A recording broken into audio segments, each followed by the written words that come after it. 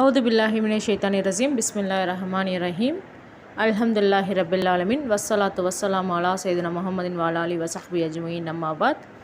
Hi friends, அஸ்ஸலாமு அலைக்கும் வரஹ்மத்துல்லாஹி வபரகாத்துஹு. இதுவரை இந்த சேனலை சப்ஸ்கிரைப் பண்ணாதவங்க சப்ஸ்கிரைப் பண்ணிக்கோங்க. மறக்காமல் பெல் ஐக்கானை கிளிக் பண்ணிக்கோங்க. இந்த வீடியோ பிடிச்சிருந்தால் உங்கள் ஃப்ரெண்ட்ஸ்க்கு ஷேர் பண்ணுங்கள். மறக்காமல் லைக் பண்ணுங்கள். நீங்கள் கொடுக்குற லைக் எனக்கு மோட்டிவேஷனாக இருக்கும். இப்போ வாங்க வீடியோக்குள்ளே போகலாம். சஹார் உணவு சாப்பிட்றது சுன்னத்தான விஷயம். ஒரு சில பேர் இஃப்தியார் டைமில் நான் எனக்கு வயிறு ஃபுல்லாகிடுச்சு, இப்போ சஹாருக்கு என்னால் சாப்பிட முடியாது அப்படின்னு நினப்பாங்க. ஆனால் கண்டிப்பாக குறைஞ்சது 3 கவளமாவது சாப்பிட வேண்டும். 3 கவளம் அப்படின்னா அதாவது 3 வாயாவது சாப்பிடணும். இல்லை என்னால் கொஞ்சம் கூட சாப்பிட முடியாத சுச்சுவேஷன், மீறி சாப்பிட்டா ஹெல்த் இஷ்யூ ஆயிரும், ஆனால் எனக்கு நோன்பு விடவும் மனசு இல்லை அப்படின்னு நினைக்கிறவங்க தண்ணீரையாவது குடிக்கணும். சஹார் டைமில் எழுந்து அரை வெத்தலை சாப்பிட்டாலுமே சஹார் சாப்பிட்ட நன்மை கிடைக்கும்.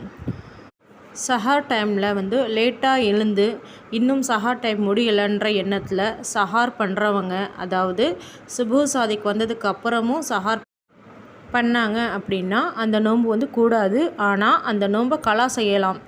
இதுக்கு கஃபாரா செய்யணும்னு அவசியம் இல்லை. அதே போல் இஃப்தியார் நேரத்துலையுமே சூரியன் மறைகிறதுக்கு முன்னாடியே சூரியன் மறைஞ்சிட்டதாக நினச்சி நோன்பு திறந்துட்டாலும் அந்த நோன்பு நிறைவேறாது.